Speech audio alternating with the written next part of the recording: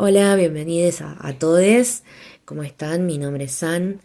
Egresé hace muy poquito de la licenciatura en psicología en la UBA, Universidad de Buenos Aires. Y lo que vengo a hacer acá es presentarles, compartir con ustedes lo que fue mi tesis de grado, la tesis con la que egresé, está titulada La constitución de la subjetividad en identidades queer.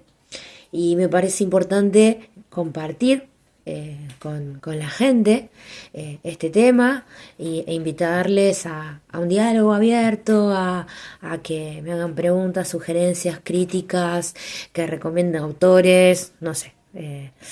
Crecer en este tema que me parece sumamente importante y que me interpela sobre todo a mí como persona trans también, ¿sí?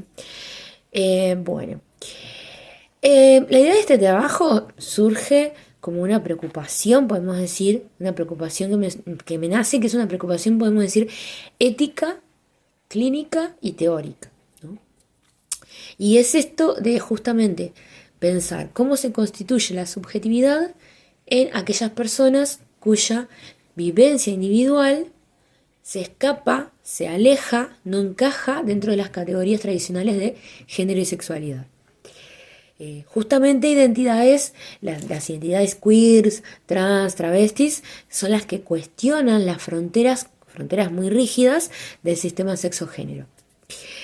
Mi intención no fue presentar lo queer como una identidad cerrada, sino como una posición subjetiva que desafía las normas y que exige nuevas formas de comprensión. En la tesis yo lo que hice fue retomar aportes del psicoanálisis, tanto de Freud como de Lacan, pero también,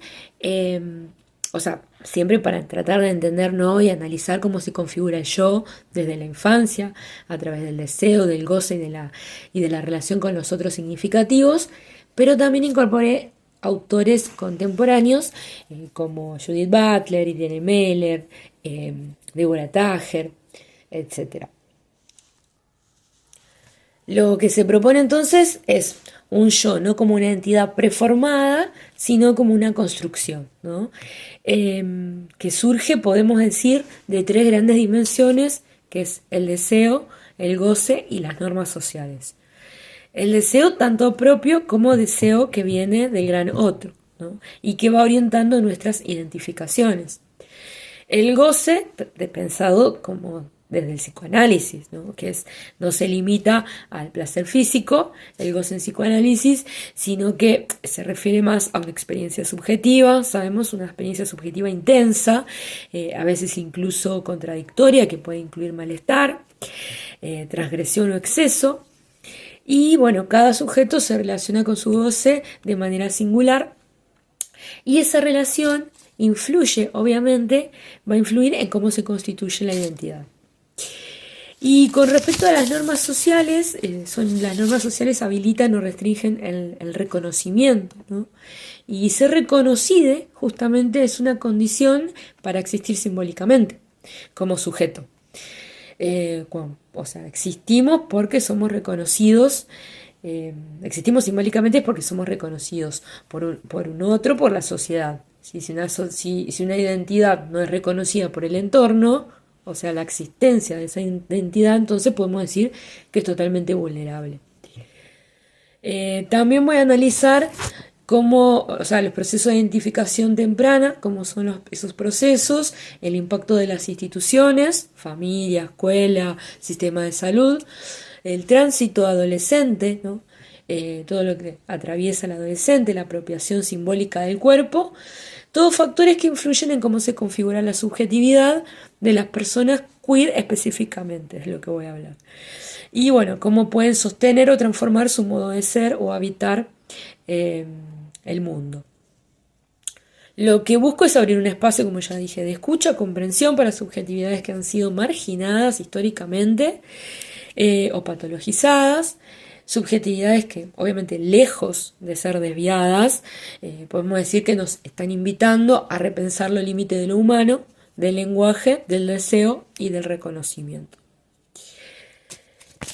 Bueno, la tesis es de tipo teórico-conceptual, o sea, tiene un enfoque cualitativo y crítico, no se trata de, no se basa en un trabajo de campo, sino que más bien lo que hice fue analizar y articular textos, perdón, psicoanalíticos con textos de estudios de género, de la teoría queer, y una revisión bibliográfica.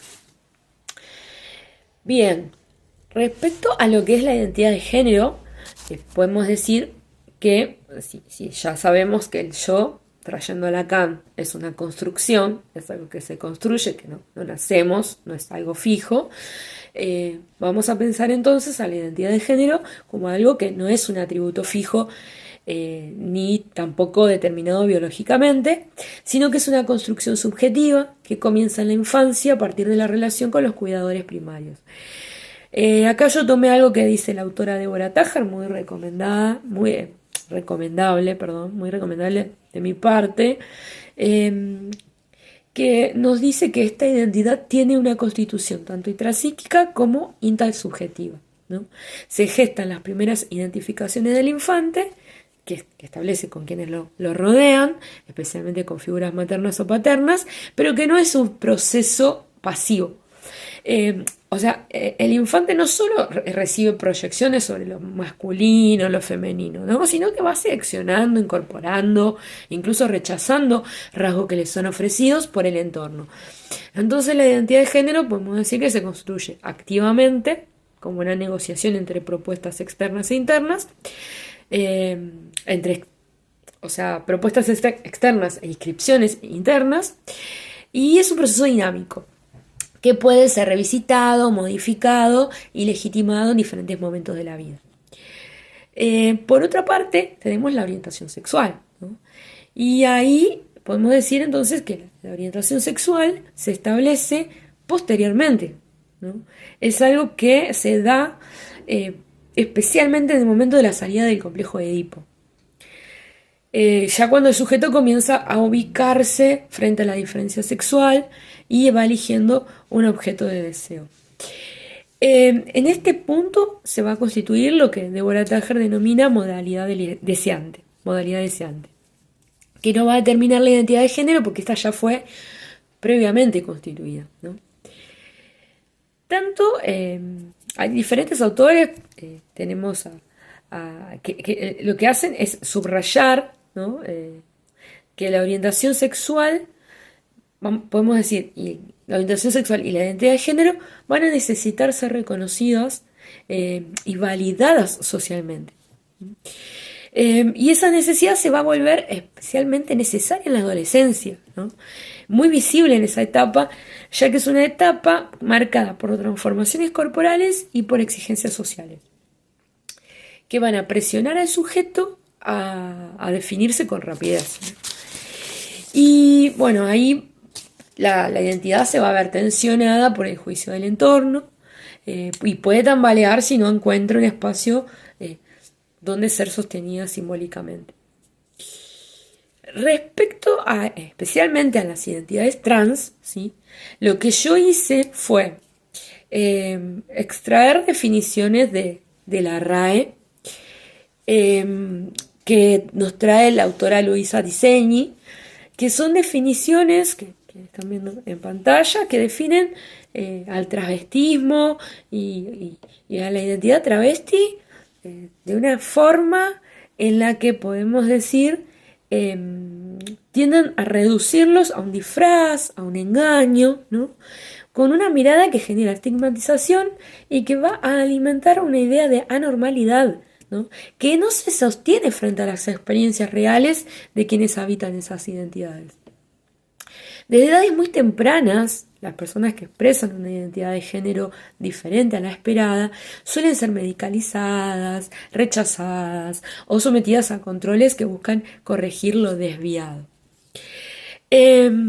Esto en los sectores populares se agrava aún más porque el rechazo familiar y la exclusión social muchas veces empujan sobre todo a las chicas trans, a las travestis, a la calle y las deja totalmente vulnerables y expuestas a situaciones muy extremas, ¿no? Incluso donde únicamente le queda la prostitución como salida desde muy chicas. El discurso médico y el discurso jurídico, que son discursos que tendrían que cuidar, ¿no? Van lejos de proteger, lo que van a hacer muchas veces es reforzar esa violencia. Estas chicas no van al médico hasta que no se están muriendo, porque la tratan mal, porque la violentan, porque las patologizan. Entonces, y lo que sería lo jurídico, las penaliza. Y podemos ver que por otra parte el varón que consume los servicios está totalmente legitimado, ¿no? Socialmente no tiene ningún problema. Esto sin juzgar lo que es, sin hablar ni meterme en el terreno de la prostitución y del trabajo social, que eso es otra discusión. Pero bueno, frente a esto podemos pensar que el travestismo aparece también como una forma de resistencia. Es un modo de habitar el cuerpo y el deseo por fuera de la norma, incluso a costa de grandes riesgos.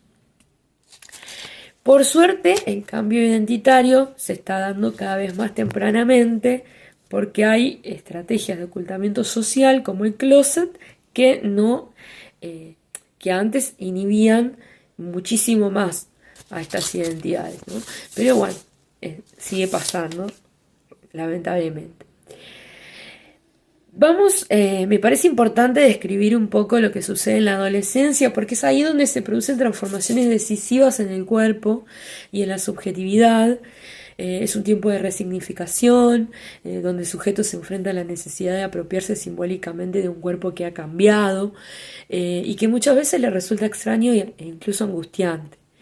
El adolescente lo que experimenta es una urgencia subjetiva, una presión por concluir rápidamente una identidad que aún está en formación, nos dice el autor Córdoba.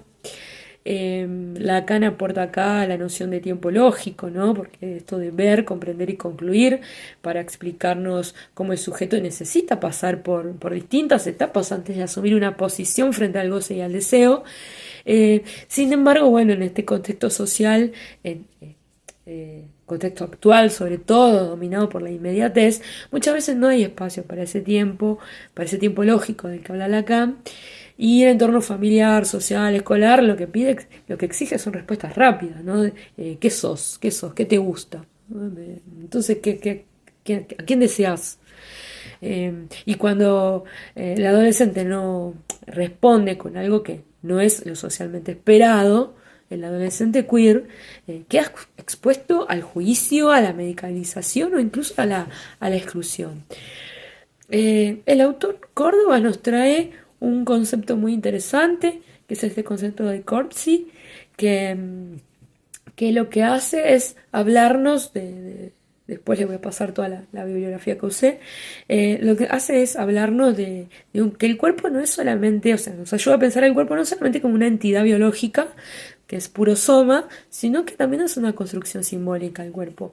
Es una construcción simbólica que se produce en relación con el deseo del gran otro, ¿no? O sea, desde la infancia el cuerpo es anticipado por la madre y por la figura cuidadora, o sea, por la madre o la figura cuidadora, quien cumpla esa función, y que va trazando sobre el cuerpo una geografía afectiva y erógena. Es una anticipación simbólica que luego, sumada a cuidados y a la mirada, va a ir construyendo un cuerpo subjetivado. Que obviamente más tarde, ya en la pubertad, se va a empezar a erotizar y se apropia de ese cuerpo, ¿no? Pero esa apropiación no siempre es armoniosa, lo sabemos, y se pueden generar conflictos muy profundos entre el cuerpo que se tiene y el cuerpo que se desea habitar. Esto en las identidades queer es mucho más intenso, ¿no? Imaginemos que es una edad donde empiezan a aparecer la necesidad de marcar el cuerpo con tatuajes, piercing, ¿no? Ya empieza como esa cosa de decorar, de escribir el deseo sobre el cuerpo, de decir este cuerpo es mío.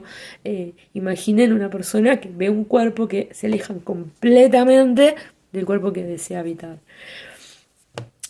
Desde el psicoanálisis, lo que me pareció interesante traer en esta tesis es la noción que propone Lacan de sexuación.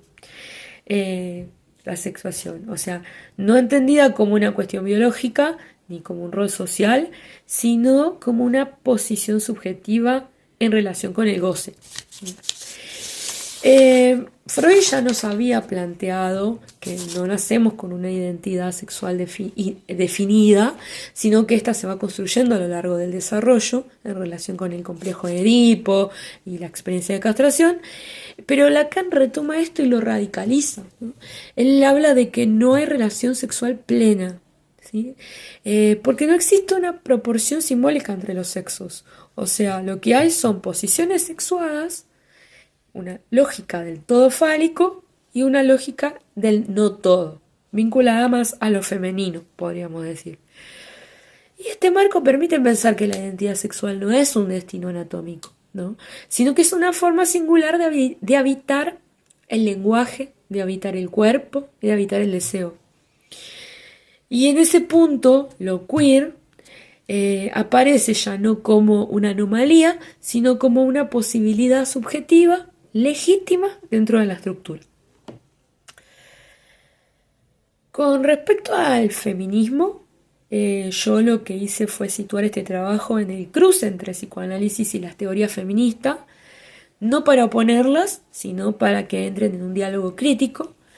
Y las teorías feministas, especialmente de la teoría queer, señalaron muchas veces que en nombre del psicoanálisis se han sostenido prácticas clínicas o sociales, ¿no? que buscaron corregir, encauzar orientaciones sexuales o identidades no normativas.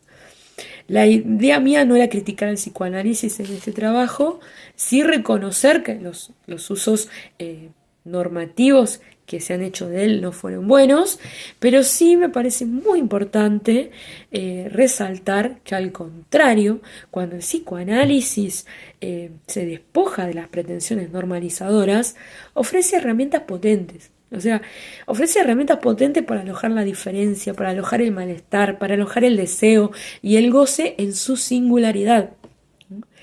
Yo traje a Judith Butler, que por ejemplo ella retoma conceptos psicoanalíticos que son como el deseo, la identificación y el reconocimiento, y obviamente los reinterpreta en clave política, ¿no? Pero propone al género, hace una propuesta performativa de género, no me meto mucho en lo que es la performatividad, pero a lo que se refiere es que el género no se hace, sino que se hace, ¿no? O sea, y esto me parece que entra en diálogo con la idea lacaniana de que el sujeto no es un núcleo estable, sino que es una construcción discursiva en permanente devenir, ¿no? O sea, lo que me parece importante es que el diálogo entre el campo psicoanalítico y el queer nos permite pensar que el deseo queer no debe ser corregido, o sea, ni adaptado a una norma. Lo que hace, lo que debe ser es escuchado, nombrado y alojado como todo deseo según la ética psicoanalítica. En una parte importante del trabajo me dediqué también a pensar lo femenino, no como una esencia, ¿no? Sino como una posesión subjetiva que según Lacan se ubica más allá de la lógica fálica y en sus últimas enseñanzas plantea que lo femenino se inscribe en el no todo, es decir, en un campo que no puede ser completamente simbolizado, ¿no? Y ese goce femenino es un goce otro, irreductible a las reglas del lenguaje. Y esto permite disociar la feminidad de la maternidad, porque Freud asociaba, acá lo tenemos al señor asociaba lo femenino al deseo materno. Hablaba del deseo de tener un hijo como un sustituto del falo perdido. Pero Lacan reconoce que la mujer no está toda en la función fálica y que hay algo en ella que escapa a la lógica. Entonces ahí podemos decir que lo femenino no está reservado exclusivamente a los cuerpos leídos como mujeres, ¿no? Como mujeres, sino que puede ser habitado por cualquier sujeto en tanto posición frente al goce. En ese marco también analizo el deseo materno, un deseo que Lacan describe como enigmático, ¿no? Como potencialmente devorador si no encuentra un límite, ¿no? Le niñe como objeto de deseo de la madre, que necesita una intervención simbólica, algo que haga un corte ahí, que sería el nombre del padre, lo que le llama nombre del padre, para poder separarse de ese lugar y constituirse como sujeto. Si esa función simbólica no se cumple, el sujeto puede quedar fijado a una posición de objeto, ¿no? Sin poder constituir su propio deseo. Y eso puede tener efectos complejos en la construcción de la identidad, especialmente si le sumamos a esto la exclusión social que viven muchas personas queer, ¿no?